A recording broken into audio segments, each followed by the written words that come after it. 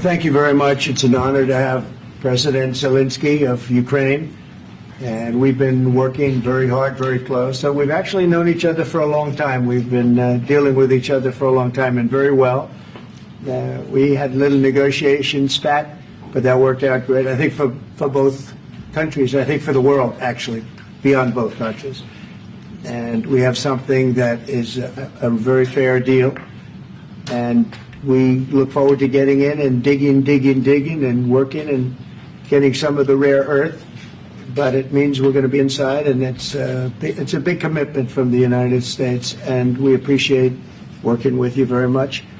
And we will continue to do that. We have had some very good discussions with Russia. I spoke with President Putin, and we're going to try and bring this to a close. It's something that you want and that he wants. We have to negotiate a deal. But we've started the confines of a deal, and I think something can happen. The big thing is the number of soldiers, mostly at this point, but soldiers being killed. They're losing thousands of soldiers. So on both sides, we're losing a lot of soldiers, and we want to see it stop. And we want to see the money get put to different kinds of use, like rebuilding. And we're going to be working very hard. But we've had a lot of very good conversations. I will say until we came along, the Biden administration didn't speak to Russia whatsoever. They didn't speak to anybody. They just allowed this to continue. And I will say that, I'll say in front of you, you've heard me say it 1,000 times, if I were president, this war would have never happened. We would have had a deal negotiated for you without having to go through what you've gone through. But your soldiers have been unbelievably brave. We've given them great equipment, but somebody has to use the equipment. They've been unbelievably brave, and we give them great credit. This was supposed to be over very quickly, and here we are 3 years later. So I give tremendous credit to your generals and your soldiers and yourself in the sense that it's been very hard fighting, very tough fighting. They're great fighters. And you have to be very proud of them from that standpoint. But now we want to get it over with. It's enough, right? We want to get it over with. So it's an honor to have you here. Thank you very much for coming. We're going to sign the agreement at the conference in the East Room in a little while, right after lunch. And we'll be having lunch together. We're also discussing some other things. And we appreciate everybody being here. It's somewhat of an exciting moment, but the really exciting moment is when they stop the shooting and we end up with a deal. And I think we're fairly close to getting that, and an honor to have you. And please, I'd like to say something. No, thank you so much, Mr. President. Thank you for your invitation. And really, I hope that this first document, will be first step to real security guarantees for Ukraine, our people, our children. I really count on it. And of course, we count that America will not stop support. Really, for us, it's very important to support and to continue it. I want to discuss it with details further during our conversation, and of course, the infrastructure or security guarantees. Because for today, I understand what Europe is ready to do, and of course, I want to discuss with you what the United States will be ready to do. And I really count on your strong position to stop Putin. And you said that enough with the war. I think that is very important, Ben, to say these words to Putin at the very beginning of war, because he's a killer and terrorist. But I hope that together we can stop him. But for us, it's very important to, to save our country, our values, our freedom, the democracy, and of course, no compromises with the killer about our territories. But it will be later. And of course, what I wanted, we spoke about it by phone with you, about the drones production. We have very good drones production. I think the best one in the world for today because of the war. Yes, and of course, we need very much the air defense. You have the best air defense in the world. And really, you helped us under attacks of Russians. And I want to speak how we can exchange the licenses. We're open to share the licenses of all our drones with you, of course, with the United States. And we need licenses for quick production of air defense. Even after the war, we need our nation to be calm, that we are secure. So that's why we need this air shield. And of course, about this I want to speak about the contingents. I think that France and UK already spoke to you, and we know that Europe is ready, but without the United States, they will not be ready to be as strong as we need. And then the last point, last not least, about exchange, about our people and children. And you know that this crazy Russian, that they stolen 20,000 of children, Ukrainian children. They changed their names, they changed their families, relatives, and now they're in Russia. We want to bring them back, and really, it's a big dream, task, and goal for me, and our warriors. By the way, Mr. President, we released more than 4,000 warriors from Russian prison, but there are thousands more in the prison. I wanted to share with you some images. How it's. I've just can I now? Yeah, please. One minute. Just you to understand in what circumstances, in what situation they are, and what the attitude of Russia to our prisoners. They have guys just you before and after.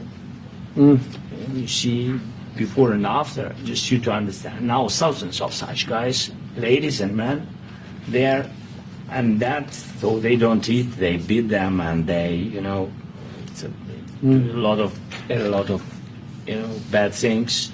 So out of, even during the war, there are rules. Everybody knows there are rules during the war. So these guys, they don't have any rules. You see that 50, 60 kilograms left, and a lot of such things. And I didn't want to show you what the changes with images of children, because I will share with you. And I mean, it's looking tragic. Yeah, it's tough stuff. I wanted very much to give you. You see, this is pastor, by the way. They stolen pastors because it's not Russian church. They stolen pastors and moved pastors to the prison. We, at the end of last year, we brought 3 pastors. And, we could exchange them. And this is pastor, you see. Yeah, it's tough. Yeah, so I mean this, I wanted to show you, and this, so thank you very much. We want to get that ended, right? Yeah, of course we will. And I think we will. And We have to, of course. do you have any questions, please? Thank you, Mr. President. With the how much money is the U.S. going to put into the fund that is being created today, and how does this provide long-term security for Ukraine? Well, we don't know exactly how much, because we're going to be putting some money in a fund that we're going to get from the raw earth that we're going to be taking and sharing in terms of revenue. So it's going to be a lot of money will be made from the sale and from the use of raw earth. And as you know, our country doesn't have much raw earth. We have a lot of oil and gas, but we don't have a lot of the raw earth. And what we do have is protected by the environmentalists, but that can be unprotected. But still, it's not very much. They have among the best in the world in terms of raw earth. So we're going to be using that, using it for all of the things we do, including AI and including weapons and the military, and it's really going to very much satisfy our needs. So it's something that just worked out really well. We have a lot of oil and we have a lot of gas, but we don't have raw earth. So this has just about every component of the raw earth that we need for computers, for all of the things we do. This puts us in great shape. And long-term security for Ukraine. How does this provide? I think they're going to have great luck. I think once we make the agreement, that's going to be 95% of it. They're not going to go back to fighting. I've spoken with President Putin, and I feel very strong. I've known him for a long time, and I feel very strongly that they're very serious about it, and we'll make a deal. And when the deal is made, I don't think we talk about security. Everyone's talking about the other day. All they talked about was security. I said, let me make the deal first. I have to make the deal first. I don't worry about security right now. We have to have a deal, because right now, last week, 2,000 soldiers died on both sides. 2,000. And they're losing 1,000, 2,000, 3,000 a week. So as we sit here and we talk, people are getting shot and dying on the battlefield. And, they're not American soldiers, but they're Russian soldiers and they're Ukrainian soldiers, and we want to be able to stop it. And we want to be able also to spend money on other things. We don't want to, this is a tremendous amount of money. And what the Biden administration did was terrible. They were giving money, but they had no security on the money. Europe, as you know, gave much less money, but they had security. It was in the form of a loan. They get their money back, and we didn't. And now, at least we're protected because the American taxpayer has to be protected too. But this is an incredible agreement for Ukraine because we have a big investment in their country now, and what they have, very few people have. And we're able to really go forward with very, very high-tech things and many other things, including weaponry that we're going to use in many locations, but that we need for our country. Mr. President, This allows us to do that. will you continue Sorry. sending military aid? Yes, go ahead, please. If I can just there. Yes. In the document, there is one of the very important points. If we speak about business and investment, we never had LNG terminals in Ukraine. This document will open. I mean, the next document, but anyway, here we see in the framework, we see a really goodwill for this. LNG terminals for us is very important, and I think for security of European continent. We have the biggest storage, gas storage. We have the biggest in Europe. Yes, yes, and we can use it. Use it for LNG, use it for LNG, and we will do it. And really, we can help Europe because Europe really helped. President Trump said that they made less support, but they are our friends and they are our very supportive partners. They really gave a lot, Mr. President. They did. They gave a lot, but they gave much less. No. Much less. No. No. No. Okay. Okay.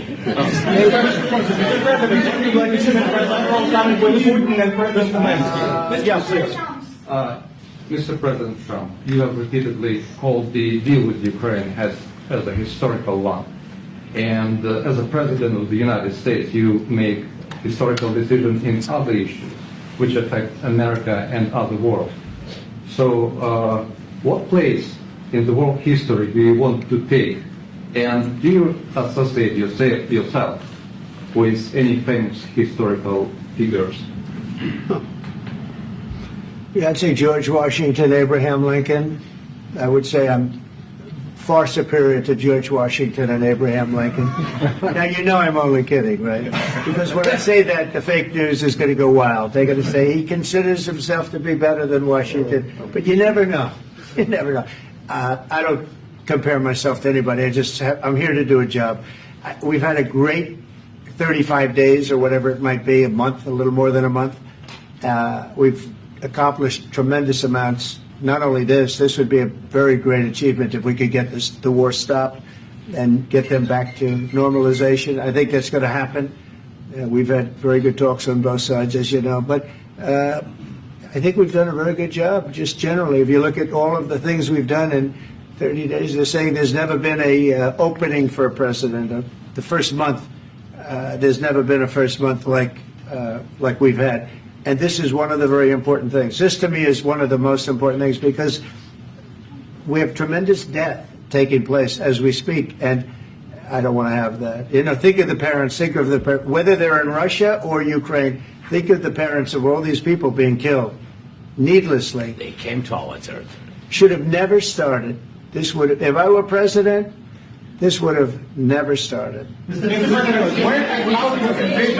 President, will you continue sending military aid to Ukraine after the U.S. signs this agreement with Ukraine? Yeah, we're going to be continuing. President Zelensky, do you feel like the U.S. is on your side? That the President Trump is on your side at this moment?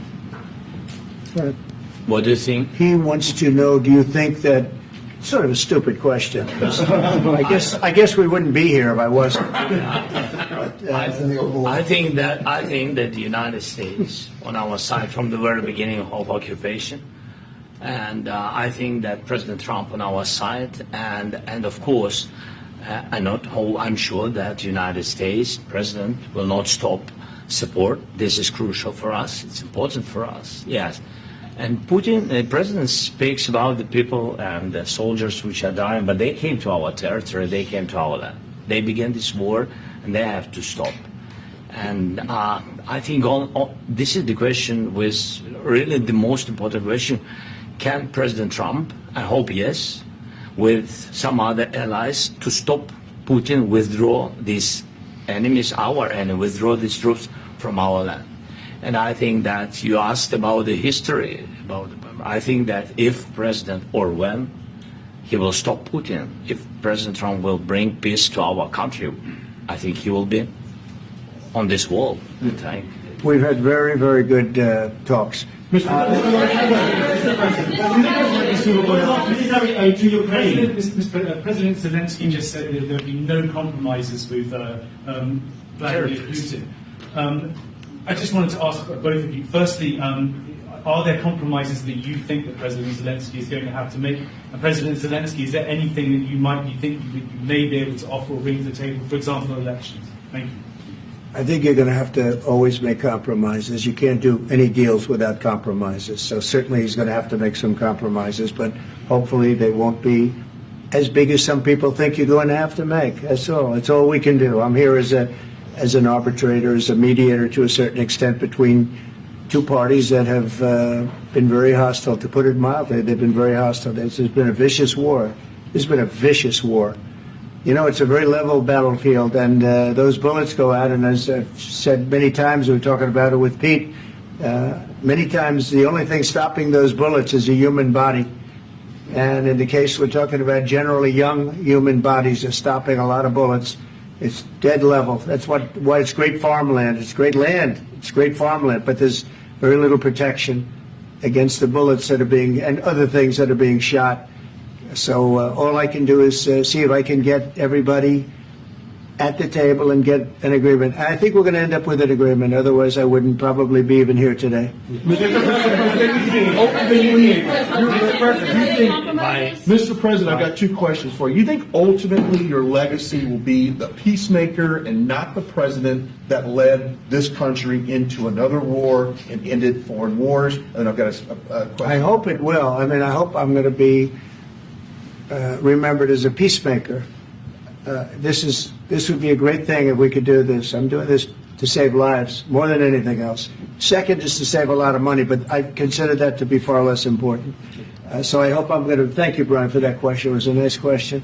I hope I'll be known and recognized as a peacemaker. This would be a great thing to solve. This is a very dangerous situation. You know, this could lead to a third world war. This was headed in the wrong direction.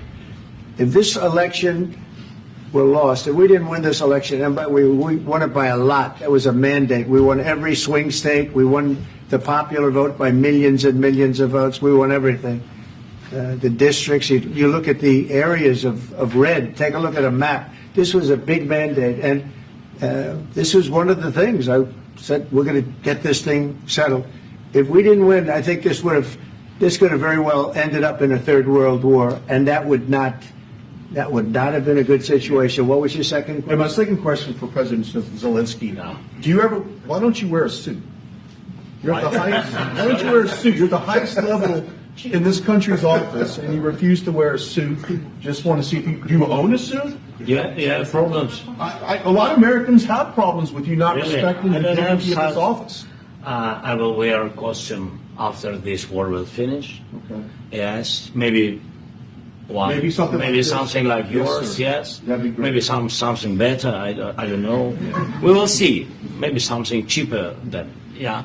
Thank you. Thank you. Thank you. Thank you, President Trump. You said yesterday that you have. Are you going to send more arms to Ukraine in case there's no peace? Yeah, we're going to have arms to Ukraine, yeah, sure. Hopefully I won't have to send very much, because hopefully we're going to have it finished. We're looking forward to finishing this quickly. We're not looking forward to sending a lot of arms. We're looking forward to getting the war finished so we can do other things. But we very much appreciate the agreement, because we needed what they had, and we're treating, our country is now treated fairly. Biden didn't do that. He didn't know what the hell he was doing. This should have never happened. This should have never started. But, sure, the answer is yes, but hopefully we won't have to send much because I'm looking forward to getting it done quickly, very quickly. Does that mean you'll provide security guarantees, Mr. President? I don't want to talk about security yet because I want to get the deal done. You fall into the same trap like everybody else. A million times you say it over and over. I want to get the deal done. Security is so easy. That's about 2% of the problem. I'm not worried about security. I'm worried about getting the deal done. The security is the easy part. Security is very nice. Everybody stopped shooting. And now will Europe put people there? I know France is going to. I know the UK is going to.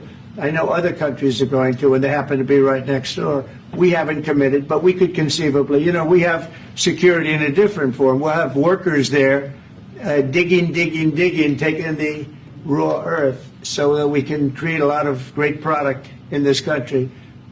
So in that sense, you have something, but we haven't determined that yet. I will say, in speaking to France and in speaking to, and they were here, as you know, last week and just the other day, they have committed to a lot of security.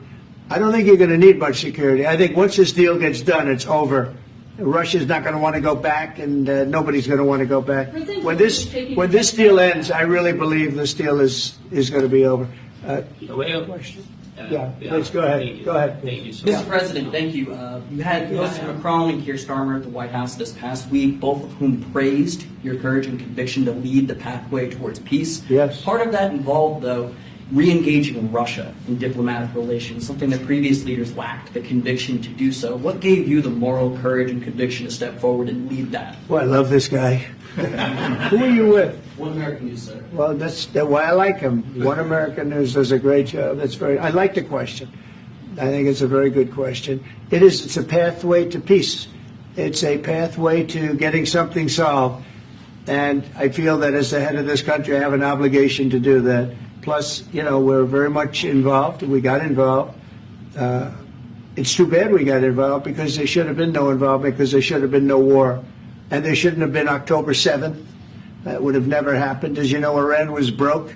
They had no money to give to Hezbollah. They had no money to give to Hamas. They were stone cold broke. And then under Biden, they became rich as hell. They went from no money to $300 billion in a period of 4 years. And they gave a lot of that money away. And you see what happened. And that's a real mess also that we hope to be able to solve. But no, I appreciate your question very much. I feel I have an obligation to try and do something to stop the death. Mr. President, if I can answer. Yes, if I can answer, sorry. Please. And I do like your clothing, brother. Yeah, really?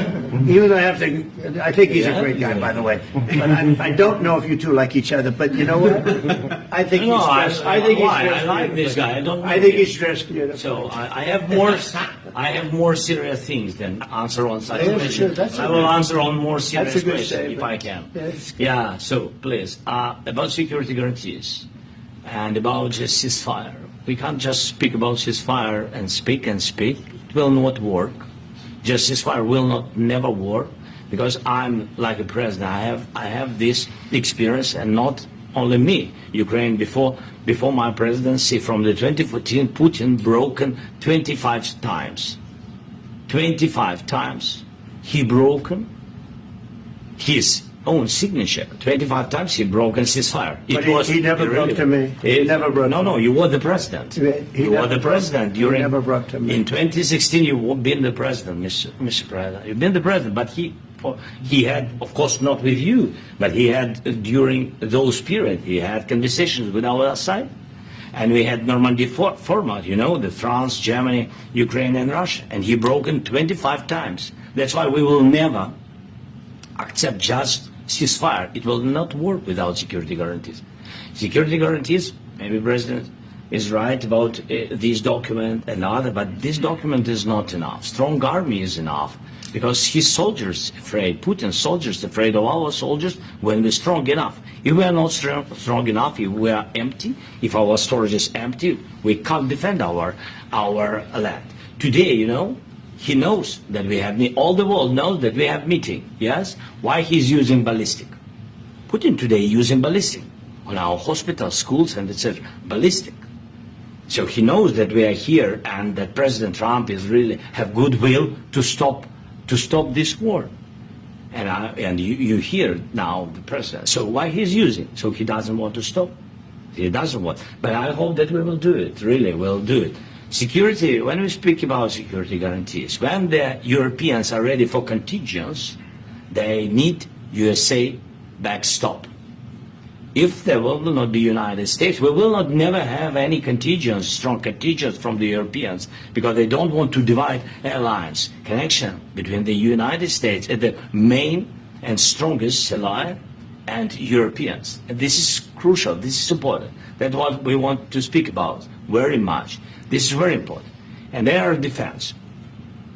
So air defense, really, we have big deficit with all these systems, and we need to provide this. We need it very much. Otherwise, Putin will never stop, and will go further and further. He doesn't want. He hates us. You know, it's not about me. He hates Ukrainians. He thinks that we are not a nation.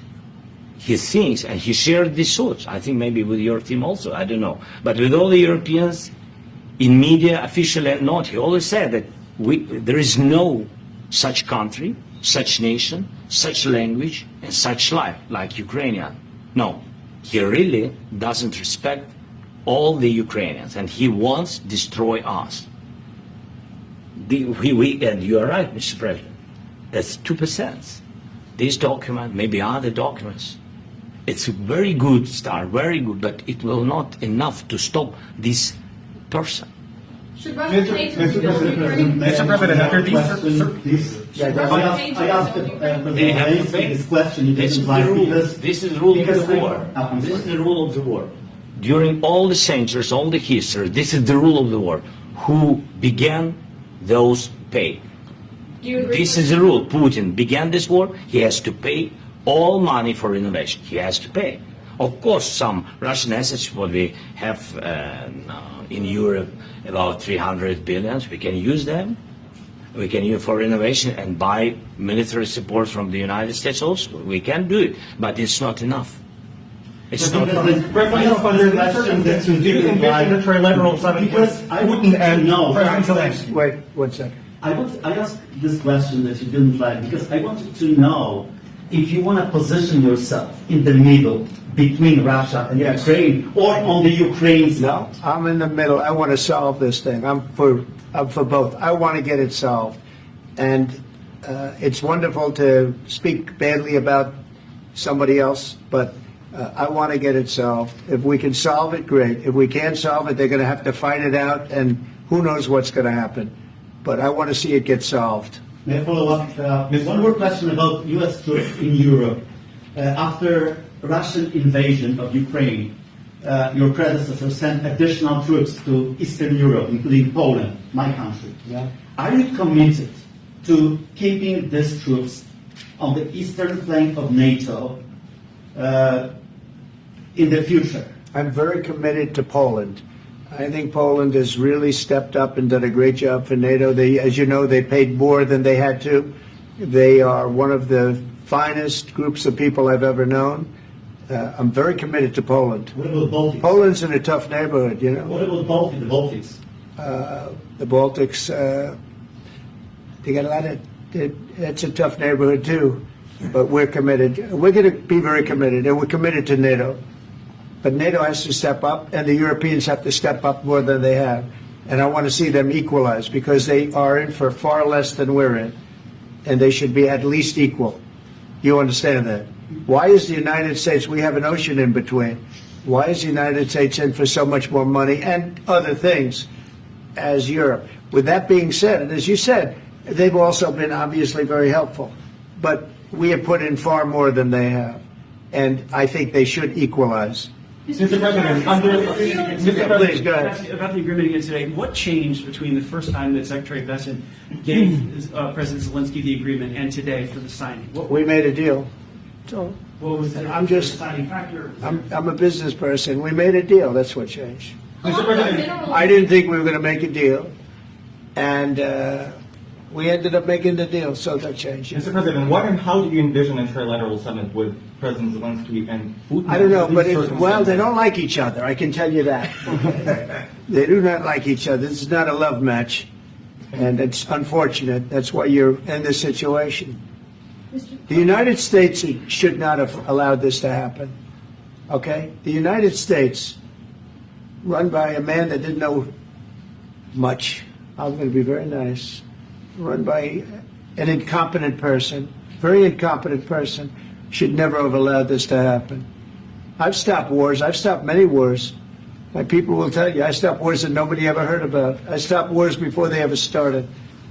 You can look at some of, I could give you a lot of nations that would tell you right now they were probably going to war. I could tell you right now there's a nation thinking about going to war on something that nobody in this room has ever even heard about. Two smaller nations, but big, still big. And I think I've stopped it. But this should have never happened.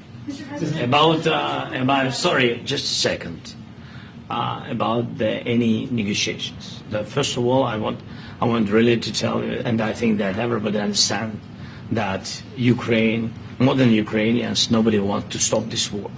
But at the future, any negotiations, it's understandable that two sides of the war, not Russia and the United States, because this is not the war between Russia and the United States. This is war of Russia against Ukraine and Ukrainian people. So these two sides will be at the anyway will be at the negotiation table. Then of course United States, like the strongest partner of the Ukraine, and of course Europe. I think Europe is very important. I want to speak about it with the President.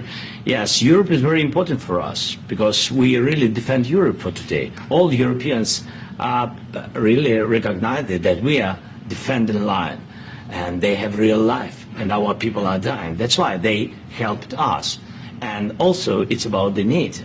Yes, between, like the President said, you have big, nice ocean. Yes, between us. But if we will not stay, Russia will go further to Baltics and to Poland, by the way. But first to the Baltics. It's understandable for them because they've been in the USSR. You know, they've been one of the republics of the USSR. And Putin wants to bring them back to his empire. It's a fact. And when he will go there, if we will not stay, you will fight. Your American soldiers, it doesn't matter, do you have ocean or not, your soldiers will fight.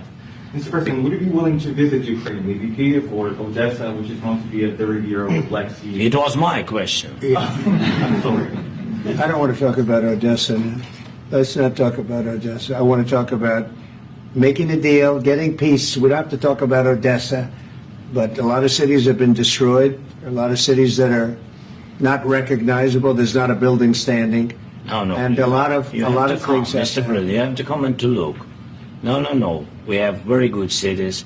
Yes, a lot of things have been destroyed, but mostly cities alive and people work and children go to school. Sometimes it's very difficult. Sometimes closer to front line, children have to go to underground schools or online, but we live. Ukraine is fighting and Ukraine lives. This is very important. And maybe it's Putin is sharing this information that he destroyed us. He lost 700,000 people, 700,000 soldiers. He lost everything. Yes. So. Mr. President, more. I mentioned Poland. Please, go ahead. When did you last speak with President Putin, and what did he say that? A couple of days ago. And what did he tell you that gave you the assurance that he wanted peace? Well, that's what I do. My whole life is deals. I know pretty good.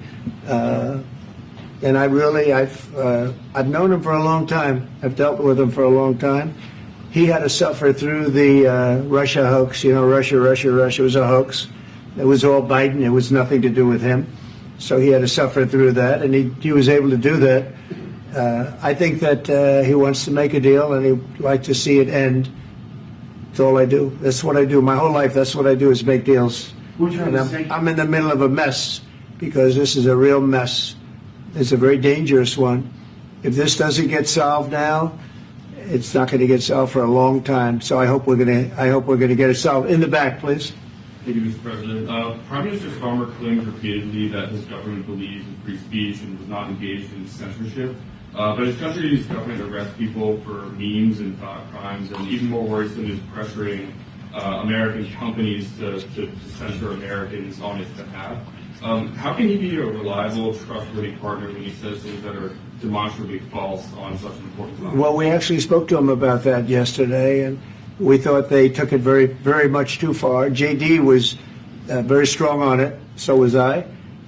So was Marco. And we've been speaking to him about it. Marco, would you like to say something about it? We have concerns, obviously, with the conduct of various, particularly as it impacts Americans.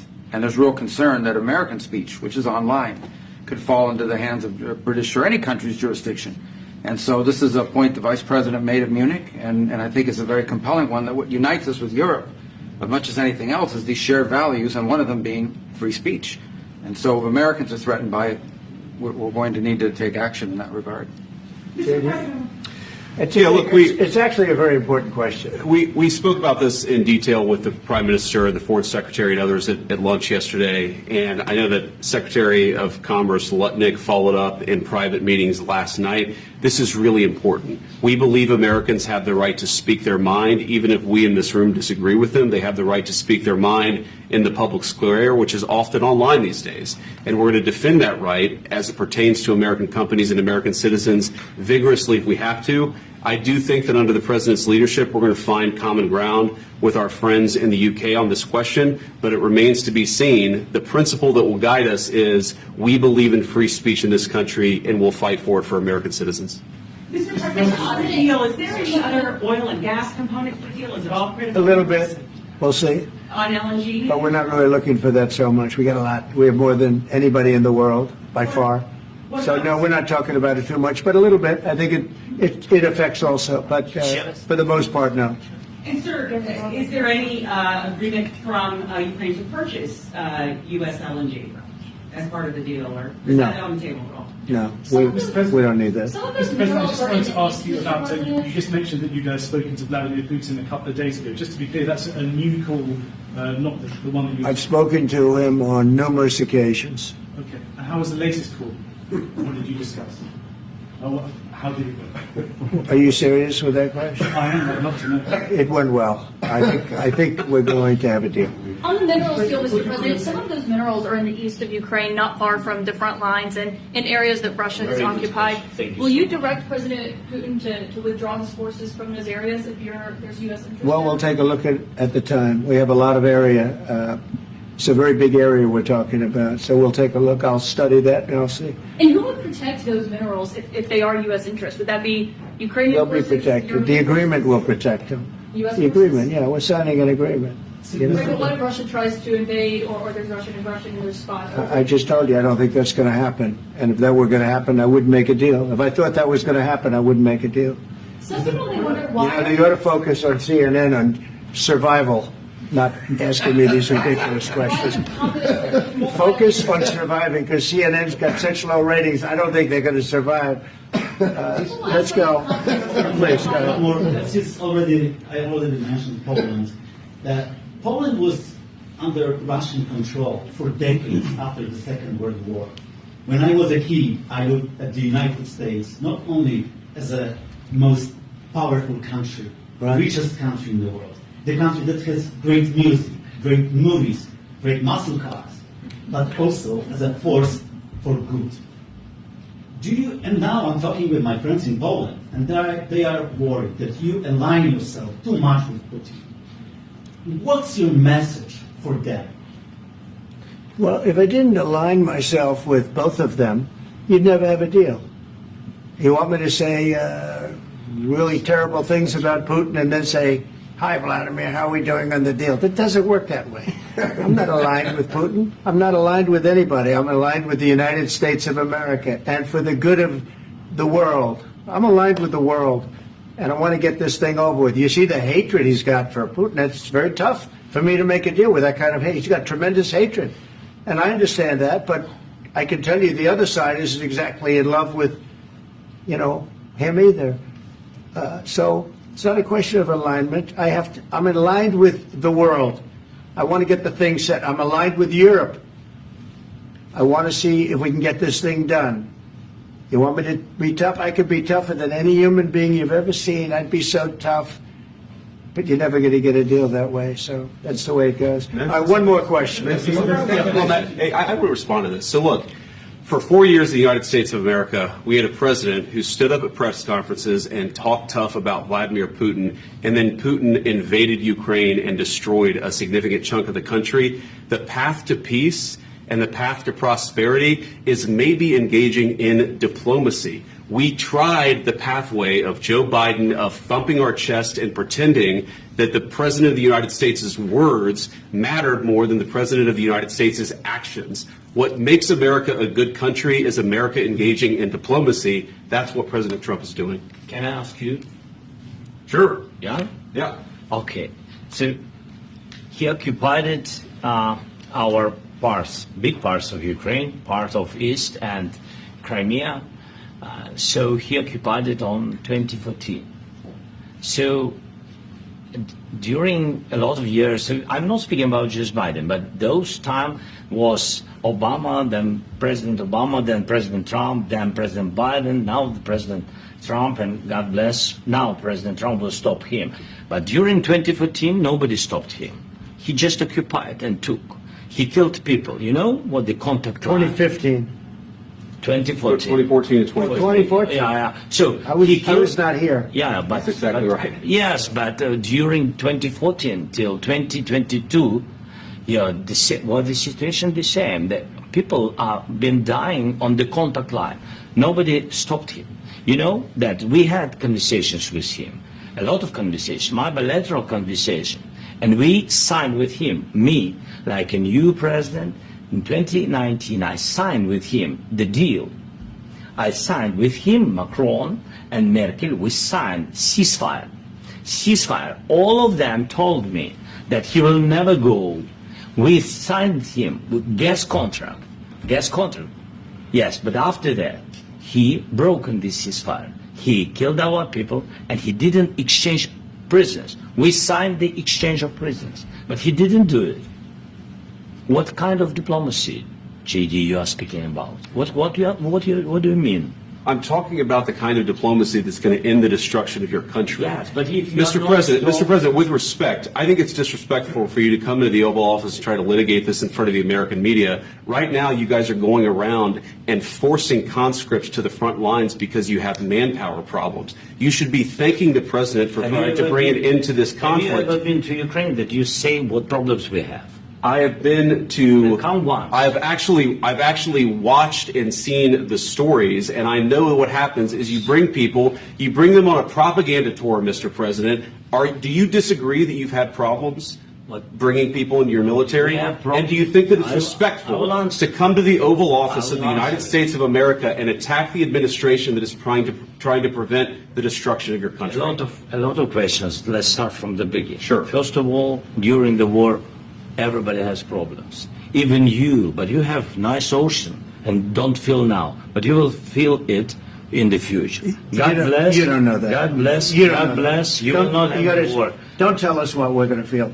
We're trying to solve a problem. Don't tell us what we're going to feel. I'm not telling you. Because you're in no position to dictate that. That's exactly what you're doing. You're in no position to dictate what we're going to feel. We're going to feel very good. Feel influence. We're going to feel very good and very strong. You will feel influence. You're right now not in a very good position. You've allowed yourself to be in a very bad position, and he happens to be right about it. From the very beginning of the war. You're not in a good position. You don't have the cards right now. With us, you start having cards. Right now, you don't. You're playing cards. You're playing cards. You're gambling with the lives of millions of people. You're gambling with World War III. You're gambling with World War III. And what you're doing is very disrespectful to the country, this country, that's backed you far more than a lot of people said they should have. Have you said thank you once? This entire meeting? No, in this entire meeting, have you said thank you? You went to Pennsylvania and campaigned for the opposition in October. Offer some words of appreciation for the United States of America and the president who's trying to save your country. Please, you think that if you will speak very loudly about the war, He's not speaking loudly. He's not speaking loudly. Your country's in big trouble. Can I Wait a answer? minute. No, Can you've I done a lot answer? of talking. Your country is in big trouble. I know. You're not I winning. know. You're not winning this. You have a damn good chance of We coming are out staying, okay because of Mr. us. President, we are staying in our country, staying strong from the very beginning of the war. We've been alone, and we are thankful. I said thanks You haven't in been this alone. cabinet. You and haven't not been only alone. in this We cabinet. gave you, through I this said stupid thank you. president, $350 billion. You voted We gave for you your military president. equipment. You and your voted men for are your brave, president. but they had to use our military. What about If you didn't have You our invited military me- equipment, you invited if me you to didn't speak- have our military equipment, this war would have been over in 2 weeks. In 3 okay? days, I heard it from Putin. In 3 days, this is something Maybe new. less. In 2 weeks, of course, It's yes. going to be a very hard thing to do business like this. I tell you. Just say thank you. I said a lot of Accept times that there, thank you accept to that- American people. accept that there are disagreements, and let's go litigate those disagreements rather than trying to fight it out in the American media when you're wrong. We know that you're wrong. But you see, I think it's good for the American people to see what's going on. I understand, sir. I think it's I very understand. important. That's why I kept this going so long. You have to be thankful. You don't have the I'm cards. thankful. You're buried there. Your people are dying. tell you You're again, running I low know. on soldiers. Don't- Listen, don't please, you're running Mr. low President. on soldiers. It would be a damn good thing. Mr. And then President. then you tell us, I don't want a ceasefire. I don't want a ceasefire. I want to go and I want this. Look, if you could get a ceasefire right now, I tell you, you take it so the bullets stop flying and your men stop getting killed. Of course, we want to stop the war. But you're I saying said- you don't want a But ceasefire. I said to you, I want a ceasefire. with guarantees. Because you'll get a ceasefire faster than an agreement. Ask our people about ceasefire, what they think. That wasn't Doesn't with matter me. for you what- That what wasn't is- with me. It That was wasn't with with you. a guy named Biden who was not a smart person. This That is was your- with, this that was is with your Obama. president. It was your president. Excuse me. That was with Obama, who gave you sheets, and I gave you javelins. Yes. I gave you the javelins to take out all those tanks. Obama gave you sheets. In fact, the statement is Obama gave sheets and Trump gave javelins. You got to be more thankful, because let me tell you, you don't have the cards. With us, you have the cards. But without us, you don't have any cards. One more question to Mr. Vice President. I'm sorry. It's going to be a tough deal to make, because the attitudes have to change. What if Russia breaks ceasefire? What if Russia breaks peace talks? What do you do then? I understand that it's a heated conversation right now. What are you saying? What She's if asking, what if Russia breaks the ceasefire? What if anything? What if a bomb drops on your head right now? Okay? What if they broke it? I don't know. They broke it with Biden because Biden, they didn't respect him. They didn't respect Obama. They respect me. Let me tell you, Putin went through a hell of a lot with me. He went through a phony witch hunt where they used him and Russia. Russia. You ever hear of that deal? That was a phony Hunter Biden, Joe Biden scam. Hillary Clinton, Shifty Adam Schiff. It was a Democrat scam. And he had to go through that. And he did go through it. We didn't end up in a war.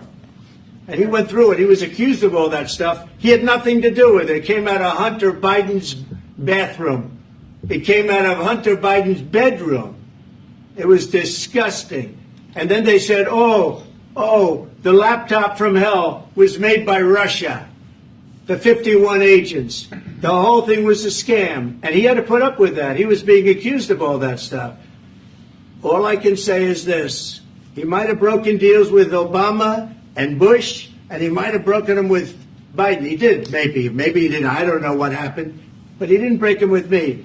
He wants to make a deal. I don't know if you can make a deal. The problem is I've empowered you to be a tough guy. And I don't think you'd be a tough guy without the United States. And your people are very brave. But you're either going to make a deal or we're out. And if we're out, you'll fight it out.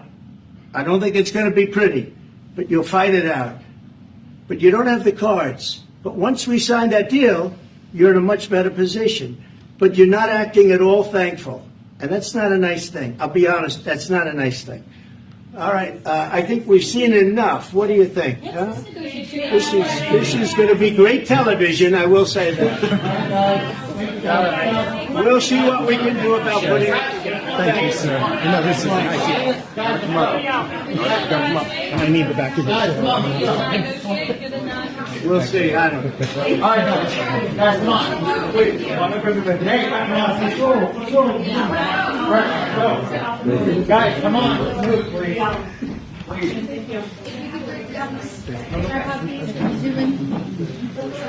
Thank you.